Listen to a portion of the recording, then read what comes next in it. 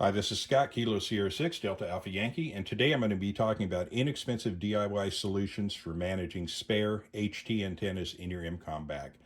And what we have presented before us here is something that's going to happen to just about anyone that owns an HT for an appreciable amount of time. At some point, your HT is going to take a dive, and if it's an FT70, when it takes a dive, it's going to tip down, and the point of the antenna is going to go right into the ground. Now, I don't know if it's designed from the factory to do that, but it's happened to me twice, and the exact same thing has resulted each time, and that is well, as you can see here, an antenna that's developed a severe case of Peyronie's.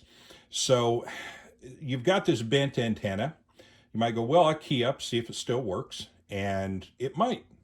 But the problem you're going to have there is if you don't put it on a meter and verify that no internal damage has happened that's going to raise the SWR rating, you run the risk of maybe damaging your radio with a faulty antenna. It might seem to work, but it could also be reflecting energy back into the receiver of the radio, and you don't want that. So my personal policy is if I damage an antenna and I'm in the field, if I can't test it and verify that it still works, I'm going to replace it. And you should, as a matter of course, have a spare antenna for your radio in your EmComm bag, just like you have a spare battery. So you always want to have spares handy to do field repairs. But the question is, how do you protect that spare antenna that's in your EmComm bag from getting just as damaged as the radio antenna is? Well, since most of these antennas, when you buy them, particularly the aftermarket ones, they just come in a simple plaster, mylar type sleeve.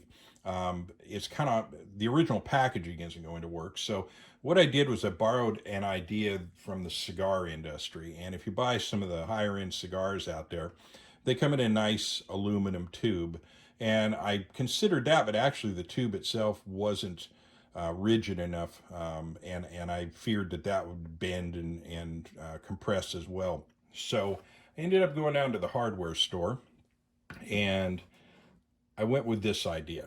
And what this is, it's a simple 8-inch, half-inch internal diameter riser, for a sprinkler riser, that's threaded on each end.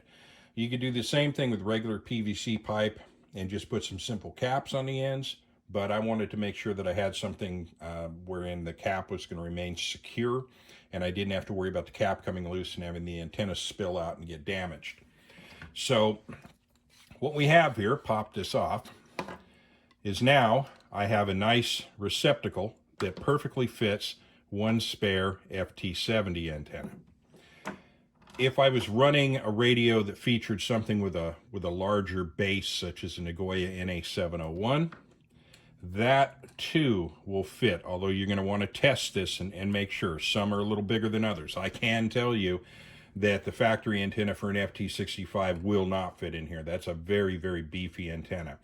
But the good news is you can just simply go up to a 3/4 inch internal diameter riser and you'll be just fine. So we've got that in there. Now, if you're running something like a whip, you can do the same thing. Now, it's going to be a good bit longer, and this is actually longer than the length of the EmComm bag that I use. So what I do with this is I can either strap this to the outside of the bag, or I can put this inside of the field pack that usually goes into the field with me, and I've got a pocket on each side of the pack that I can slide these into. But again, it gives me that. Now, one thing I'm going to tell you is due to the appearance of this thing, you're going to want to make sure that you tell everybody what you're doing when you pull this thing out, because people get a little weird when they see something that looks like that, and you might have some load-bearing gear on at the same time. Just saying. People make wild assumptions nowadays. If you don't know what I mean, ask somebody, they'll tell you. So, in here, well, I better show you what's in it, actually. Let's pop the cap off here. And what it fit in here is, again, this is a Diamond SRH77CA, which is kind of the preferred whip antenna for these Yaesu applications like this. You can also fit the Nagoya NA771 in there. But again, you'll want to experiment with the base size on your antenna to find the pipe that fits for you. It's a real easy method of just measuring it. If it's over 1/2 inch, you need 3/4. If it's right at 1/2 inch or under, you're good to go with a 1/2 inch. So that's kind of about it. There's really not much more to say about it. It's like I said, an efficient, inexpensive way to pack this gear away, and again, it is going to protect it from damage, and it'll be ready for you when you need it.